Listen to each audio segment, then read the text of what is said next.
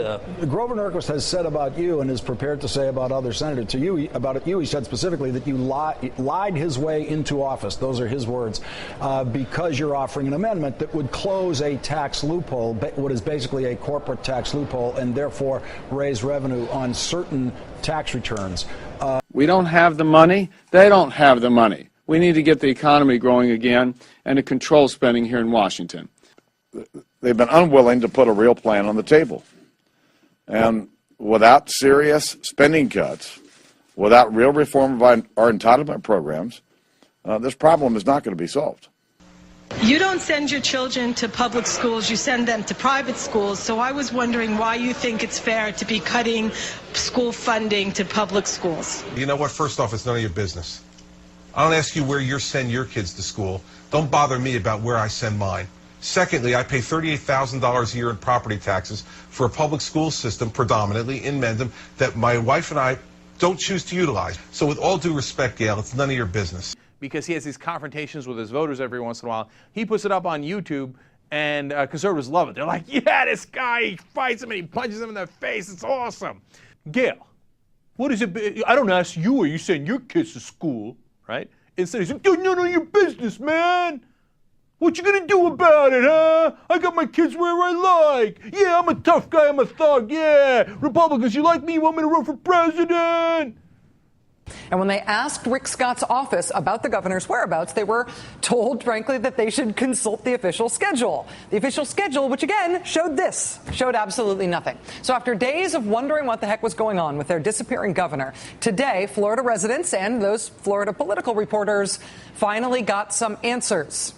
And it turns out that Rick Perry, too, had been meeting with the Koch brothers at their private retreat outside of Vail, Colorado. Rick Perry and Rick Scott were not the only Republican governors that were attending this super secret Koch brothers confab this past weekend. Also on the list, Republican Governor Bob McDonnell of Virginia. In fact, Bob McDonnell is part of the reason that anybody knew this secret retreat was happening in the first place, because he, unlike Rick Scott at least, put the meeting on his schedule. Just as a refresher, the Koch brothers are the super rich, super politically active heirs to the Koch Industries fortune.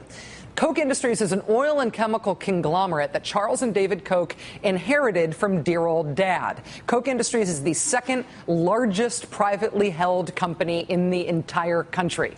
The way they've gotten politically active is by doing things like funding efforts to defeat climate science and by bankrolling the opposition to clean energy in the United States. Koch Industries has reportedly spent more than $48 million on that effort just since 1997. And it's not just funding opposition to clean energy and energy regulation. It's also key, and this is key, that they've been putting the politicians in place that they want to push through their agenda. That's why the Koch brothers, frankly, have become this year's liberal boogeyman. People flexing this much political muscle for those types of political aims, for their own corporate self-interest, is sort of hard to market to the public at large. The Koch brothers have been making it worth these politicians' while. And how? Both through cold, hard cash and through support for policy positions, certain policy positions once they are in office. Many of these Republican governors have the Koch brothers to thank, in part, for winning their races. In 2010 alone, Koch Industries and its employees and subsidiaries spent $1.2 million getting Republican governors elected across the country. Koch Industries was the single largest source of corporate contributions for Republican Governor Scott Walker of Wisconsin. And he wasn't even the governor they gave the most to. They gave more money to Rick Perry of Texas than they gave to Scott Walker. They also supported, surprise, surprise, Republican Governor John Kasich in Ohio.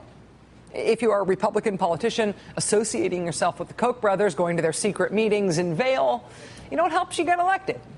Grover Norquist's mind control over Republican Party tax policy and therefore American tax policy might not be so controlling after all. Earlier today, the Senate held a procedural vote on legislation that would end $6 billion in ethanol tax subsidies, essentially corporate tax breaks for companies in the ethanol business. That would, of course, have the effect of increasing the amount of taxes those companies pay. This proposal outraged Grover Norquist, who has obtained signatures from most congressional Republicans on his so-called taxpayer protection pledge. So we're going to bring a bill forward next week, otherwise known as the Cut, Cap, and Balance bill. And that's just the way it is. We've identified what spending cuts are possible.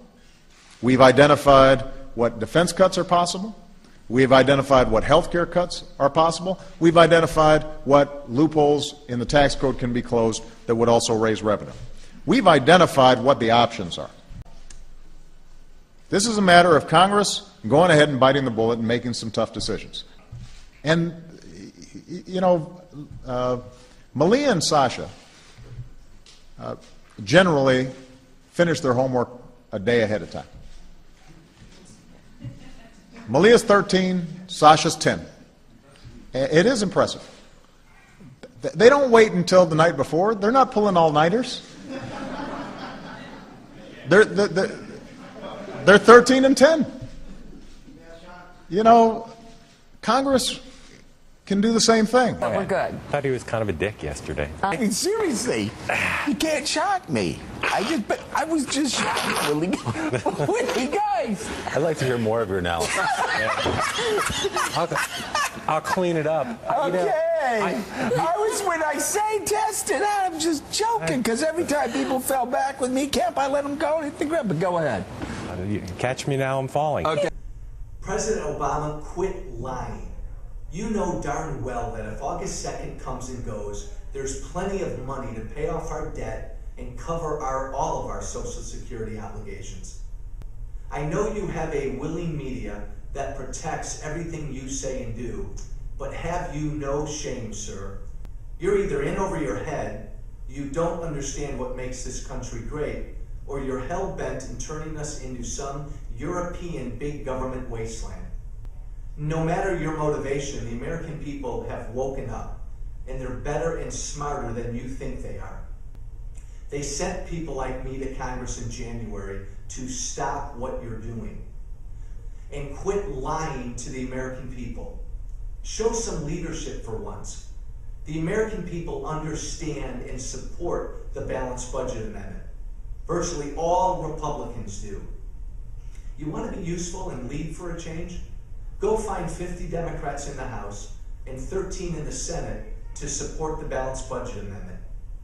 I don't have your bully pulpit, but I can speak into a camera. You don't like ultimatums? Tough. Now, Adam Green, the Progressive Change Campaign Committee, put out a statement today, and he's been one of the people who's come on here and voiced this worry that the president could be alienating his base of support. He offers this distinction, this perspective on the report today. Every one of President Obama's donations came in before he began pushing cuts to the Social Security, Medicare, and Medicaid benefits that our grandparents and middle-class families depend on. If President Obama continues down the path to a disastrous deal, he will lose millions in donations and millions of volunteer hours from people who once passionately supported him. The two things I'd say about that is there's no evidence that the president was pushing any such cuts. The evidence at this stage of the game, according to Mitch McConnell's own account of it, is that the president was sitting there faking some kind of possible agreement that he never reached on those things. But what do you make of Adam's point in general? Because a lot of the other factors I mentioned, Guantanamo, public option, all those things were already present in our politics and had already been used as predictors for a weaker base of support.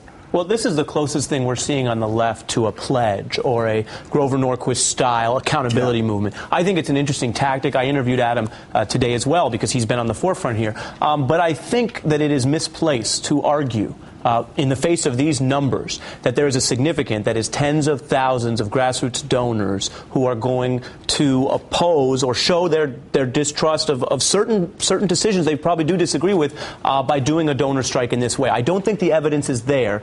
That's what's so interesting about the numbers today. And the other point I'll make quickly is Barack Obama today at this point in his presidency has more support among Democrats than any Democratic president in the last 50 years. Where's the president's plan? When's he going to lay his cards on the table? This debt limit increase is his problem, and I think it's time for him to lead by putting his plan on the table, something that the Congress can pass. He's obviously going to use that technique against other senators who are running for re-election. What is in the Republican cloakroom today? What was the talk about what Grover Norquist would do to those senators? There wasn't any talk. There wasn't any talk. He's not going to do anything. But between now and the next year, as we go to solve this problem, Everybody knows there's going to have to be a compromise on some sort of revenue increase as we make the major cuts. That's just fact. You can deny it. And Grover's old news. It doesn't matter what he says. It doesn't matter what he wants. He's old news, and we're going to fix the country. And some of that's going to be revenue increases. That's the only way you're going to build a compromise and get it signed by this president. Now, I understand that, and everybody else. The fact is, most people won't admit it.